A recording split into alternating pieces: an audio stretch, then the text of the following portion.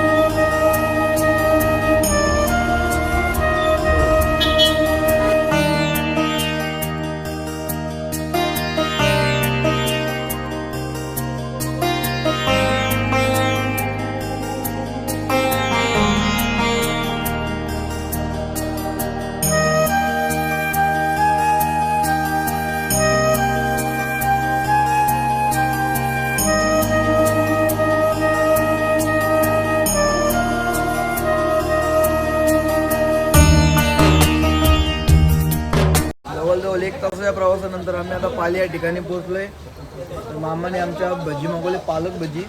तर आम्ही आता नाश्ता करतोय, कारण नाश्ता करून आम्ही अजिबात आलो नाही, फक्त चहा पिऊन आलो। मामा कशी आहे भजी? एक नंबर टेस्ट आहे। कर्जत सारखी भजी आज पहिल्यांदा मी बघितली। आपण एवढं फिरतो, पण आज जी भजी खातोय पालीमध्ये पालक भजी।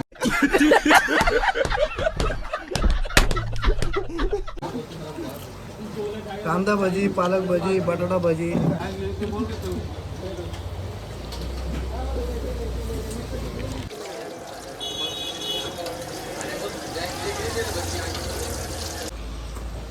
तर आमचा आता नाश्ता वगैरे झालेला आहे। आता आम्ही थेट रायगडाच्या दिशेने निघणार आहोत। आता पालीचा जंगल पार करत आम्ही 1 ते 1.5 तासामध्ये रायगडच्या पायथ्याशी पोहोचू। माहीत नाही, गर्दी असेल, रविवार आहे, खूप गर्दी असेल, पण काय फरक पडत नाही। राज्याभिषेकची जी गर्दी आम्ही बघितली त्यापुढे आता कुठलीच गर्दी आम्हाला जास्त वाटत नाही।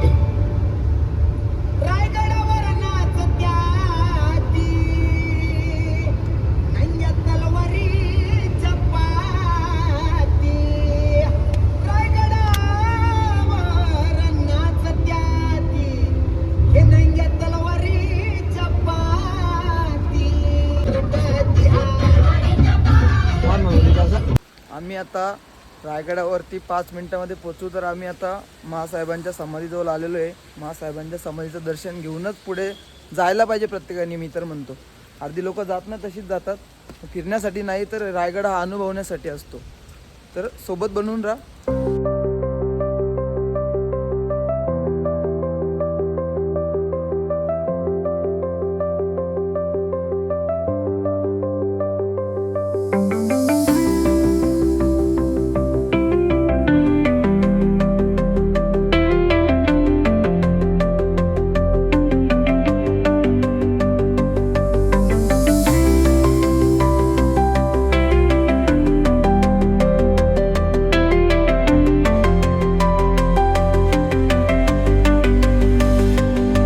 आम्ही डॉट पायथ्याच्या खाली आहोत आणि गाडी पार्किंगला लावली आहे.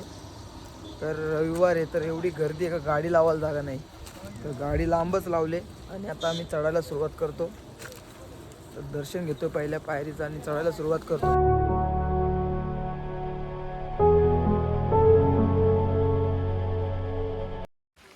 छत्रपती शिवाजी महाराज की जय जय शिवाजी. जय भवानी. पूर्णतः आम्ही आता रायगडाच्या पायथ्याशी पोहोचलो आहे.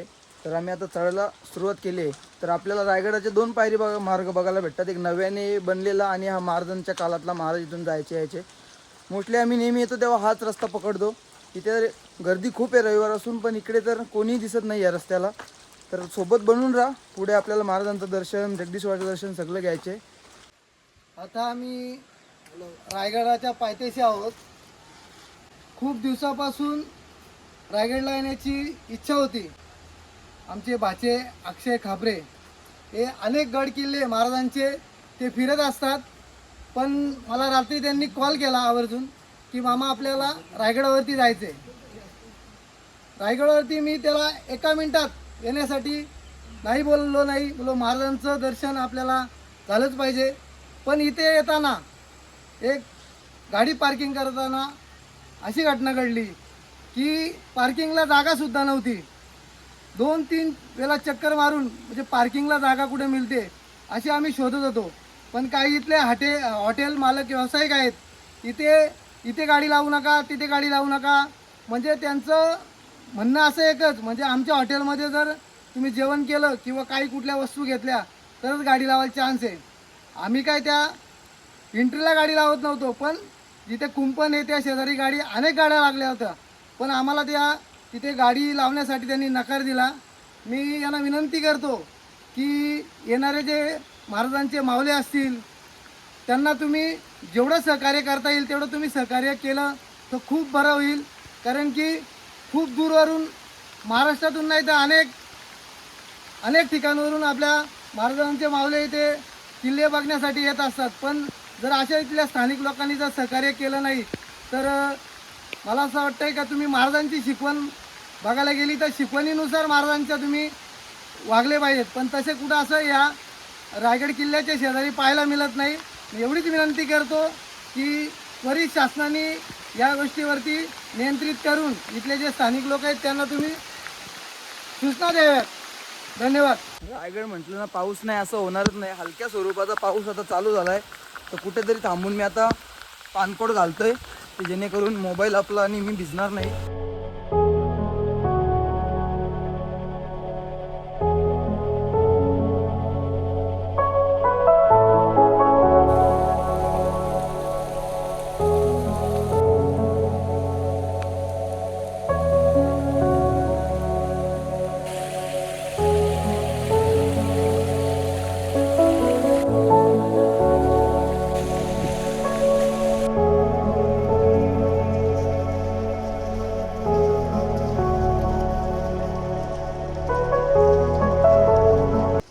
जवळ आम्ही आता गडाच्या मध्यभागी पोहोचलोय.